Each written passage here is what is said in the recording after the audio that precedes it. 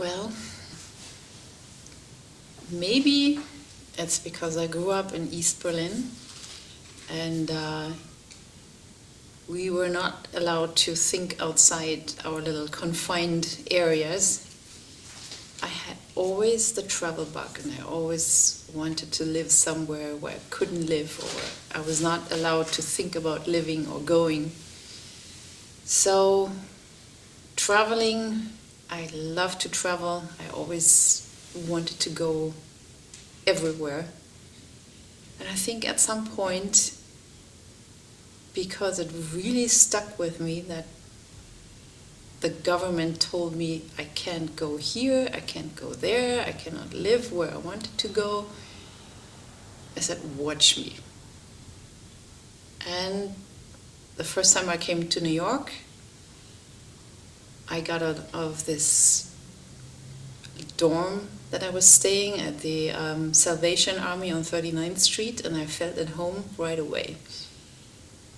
And so I decided I wanted to live in New York, and made it happen. It took a few years, and I just recently got my green card, which makes me very happy, and I'm really relaxed. And I also found out that my place here in New York is the place that I have been living in the second longest in my life. The first place was my first apartment in Berlin, and I stayed there for 10 years, and I'm almost there with my place here, so I guess I'm at home. And I don't think I'm gonna ever move back to Germany, or, I mean, you never know, but I don't think so. I just feel at home here. I'm enjoying all the odd characters you meet along the way.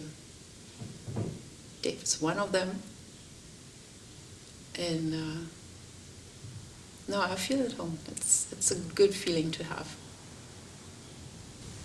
Well, especially in East Berlin, because it was the capital, we always had to go to all kinds of official functions, be it that foreign guests came and we had to assemble along the route from the airport to the official reception place and wave our flags. So at some point in the 70s, you had all these guys from Africa coming, the young African the heads of state from all the young African national states, and when they arrived at the airport, that's about an hour away, we were already leaving school and assembling along the street, and we had to go to all these official demonstrations, 1st of May, and like the birthday of the anniversary of East Germany. So we always had to go to all these damn things. And at some point we actually got quite sophisticated about it, so we were involved in different activities, and every activity had to show up at, let's say, the birthday of the Republic. And we told I told the one group that I had to go to this demonstration with this group, and the other one I told them, well, I have to go to the demonstration with the other group, and I had a day off.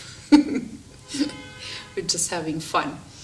And yeah, it's amazing. It's like a few years ago I went to Cuba, and Cuba, it's still stuck in a time warp there. And it was really strange how fast I fell back into knowing what's expected and knowing how to move about and what to say and what not to say, and just generally understanding how that society works, because I grew up in one of those.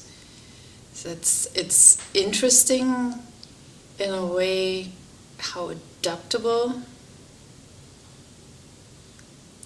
I am as a person, but also what society can make out of a person. That's very strange.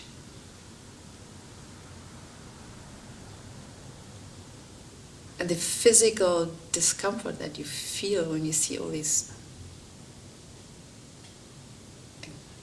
slogans along painted on the walls, like socialism is great and this and that and the other. We had that in East Germany everywhere. Nowadays we can laugh about it, but when I was in Cuba, for instance, I would see that and I would cringe because they really mean that. And I remember having been exposed to that too. Saying, oh, I'm so happy that's not there anymore. It's weird. I felt sorry for those people there. I really felt for them in Cuba. Because you could see they know, you could see they understand the shittiness of their situation but can't really do anything about it. I feel for them.